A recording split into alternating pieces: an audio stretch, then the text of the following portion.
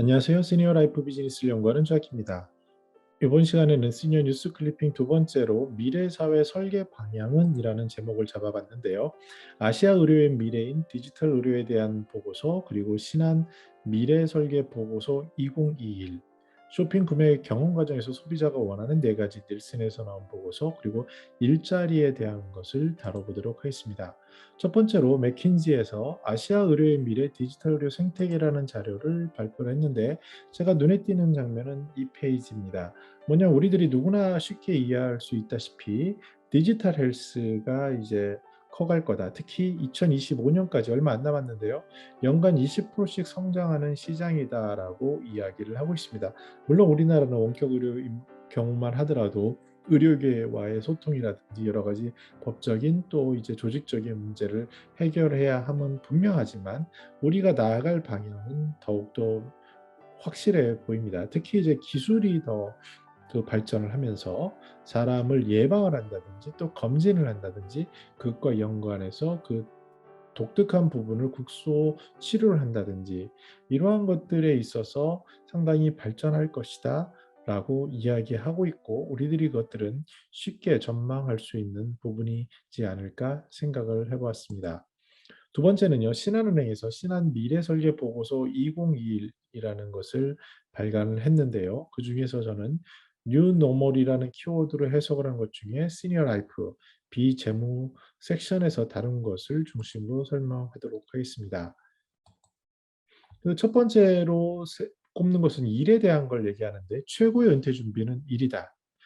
뭐 이것은 전문가들이 여러 번 말씀을 하시는 거고, 저 같은 경우도 제 아내가 이제 퇴직을 한 지 한 1년 정도 넘었는데, 그 시점이 지나면서 가장 간절한 것이 이 일입니다. 물론 이전처럼 뭐 돈을 많이 벌고 과하고 스트레스 받는 게 아니라, 자기가 갈 곳, 자기가 해야 할 수 있는 일, 그리고 자기의 삶을 정의할 수 있는 새로운 의미 있는 그런 일을 얘기하는데요.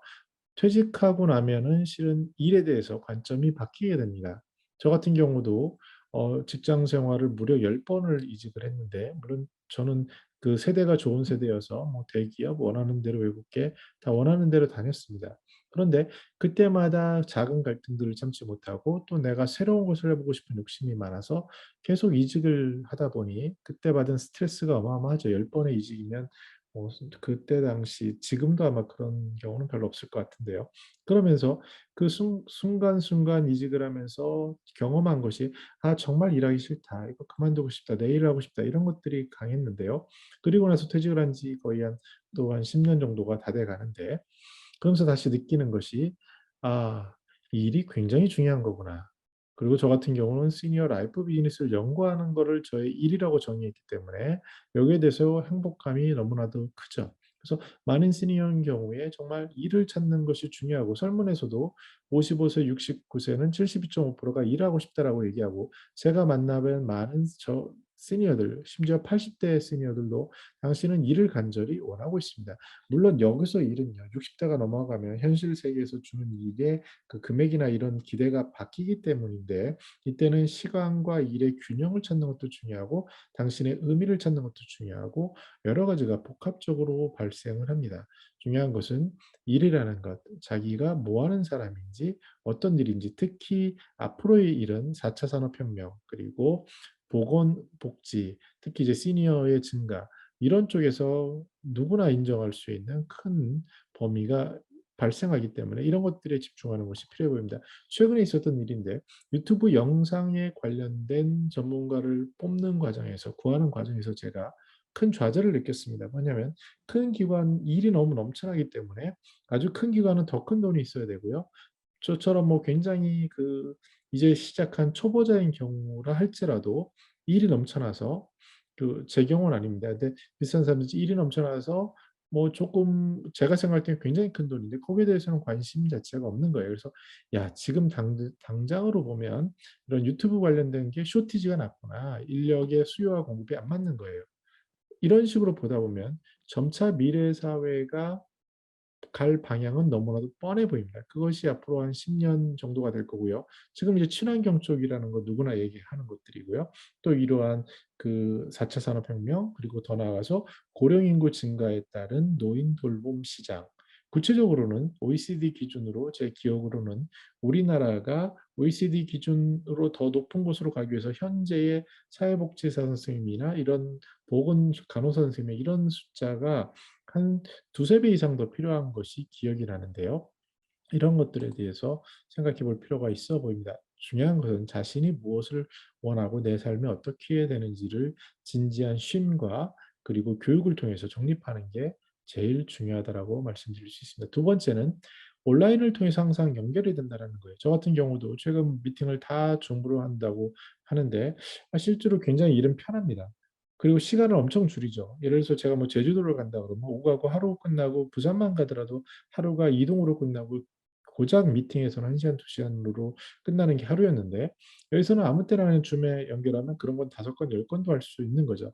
작년인 경우에 거의 한 1,000명 정도 되는 것 같아요. 줌으로 인터뷰하고 좌담회하고 미팅하고 뭐 이렇게 했던 것 같은데 그런데 좀 아쉬운 게 있죠.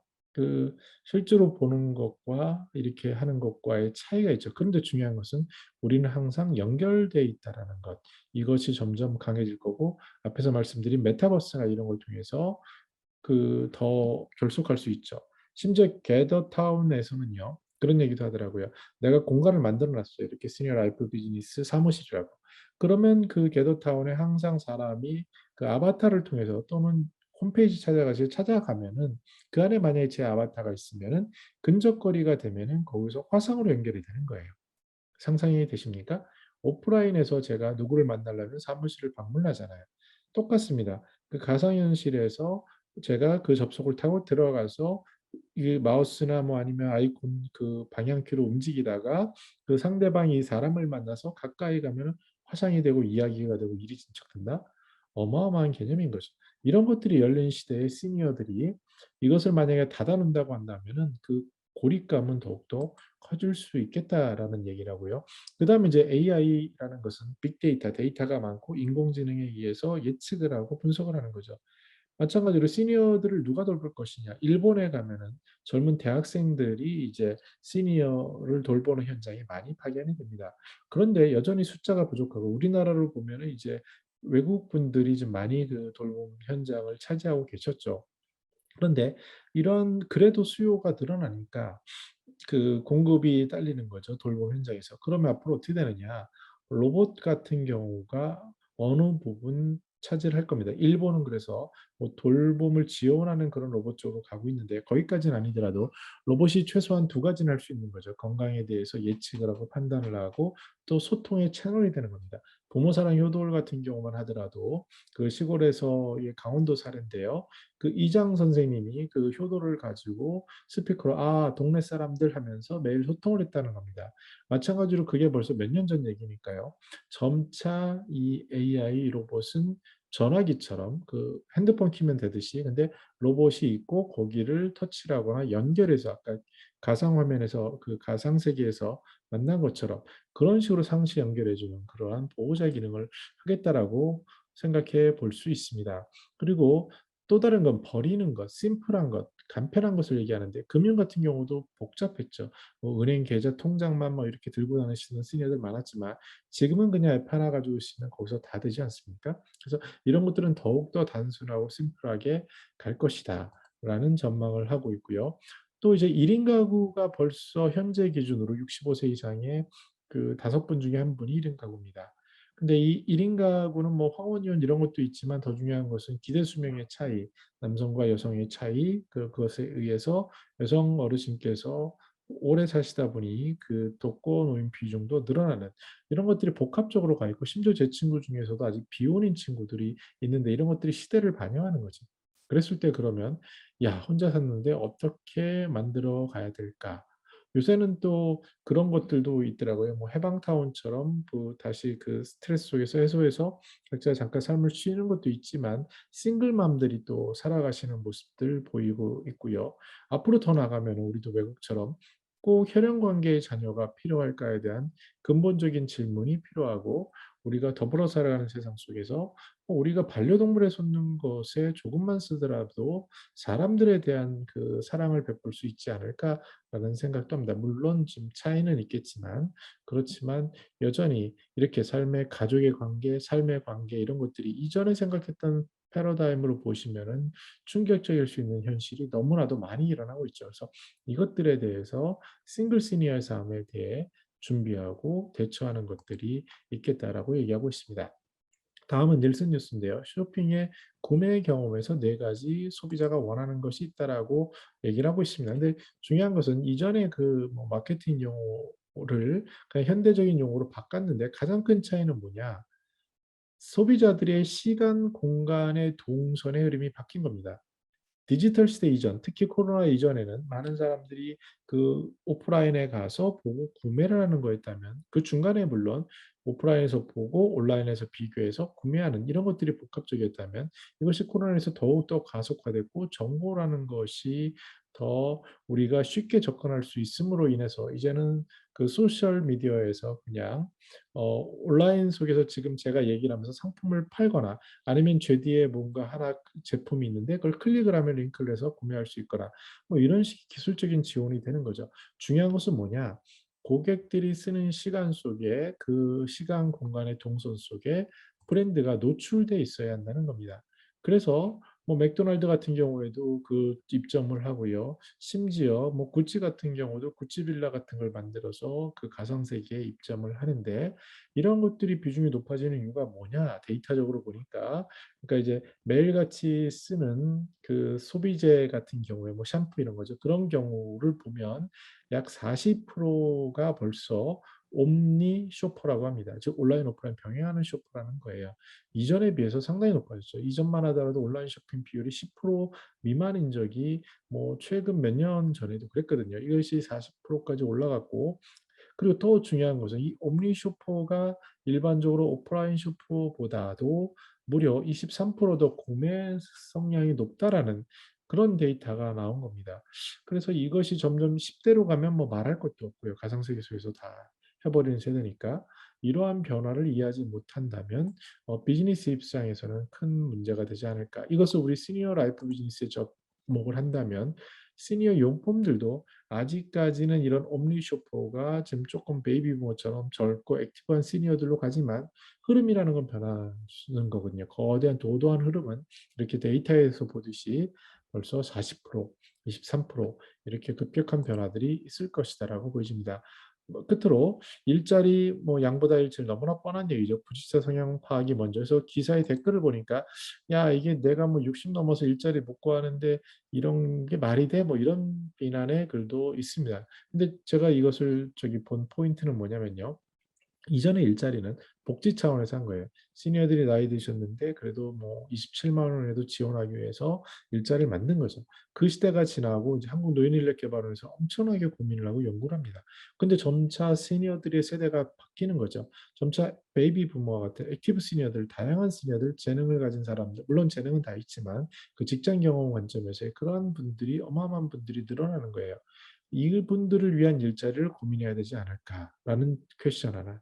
그리고 그러면 이분들이 현재 사회에서 적응하기 위해서 현재 사회의 기업들은 다 아까 말씀드린 것처럼 고객들이 구매를 디지털에서 하기 때문에 디지털 노출을 높일 수 있는 기술과 역량을 가진 사람들을 찾고 있는데 시니어들은 지금 그거 안 되는 분들이 많거든요.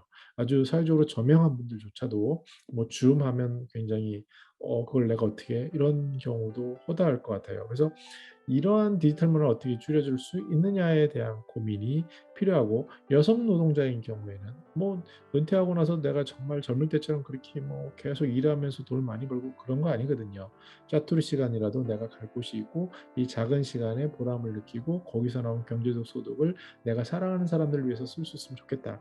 뭐 이런 개념이기 때문에 이것을 맞춤형으로 고민해야 된다라는 얘기를 담고 있습니다. 최근 제가 그 줌으로 참석한 그 유튜브 실시간으로 참석한 한국보건산업진흥원의 세미나에서도 그런 말씀을 많이 하시는데 지금 엄청난 그 흐름이 시기열이라고 하죠. 시차별로 변화 흐름을 보니까 갑자기 큰 변화가 생긴 거예요. 그래서 이게 뭘까 고민을 하는데 지금 생각으로는 그런 거죠. 뭐냐면 베이비 부머가 등장했다. 이분들은 전과는 전혀 다른 삶의 모습이다. 이런 것들에 대해서 우리가 이해하는 것이 필요해 보입니다. 정리해 보겠습니다. 함께 삶의 연장선 속에서 새로운 대응의 변화에 대응이 필요한 것은 비단 우리가 본 이러한 디지털 헬스라든지 디지털 쇼핑이라든지 이러한 것들, 특히 이제 시니어들의 일에 대한 관념이라든지 모든 부분에서 1인 가구의 증가라든지 모든 부분에서 전방위적으로 일어나고 있다라는 것, 그리고 여기에 대해서 우리가 더 열린 마음으로 앞으로 살아가실 날이 아직도 너무나도 많기 때문에 오늘을 살아가는, 특히 오늘의 세계는 이렇게 비대면이 열린 사회라는 것을 명심할 필요가 있겠다라는 느낌을 전달합니다. 네, 저는 더 나은 시니어 삶 공동체를 연구합니다. 감사합니다.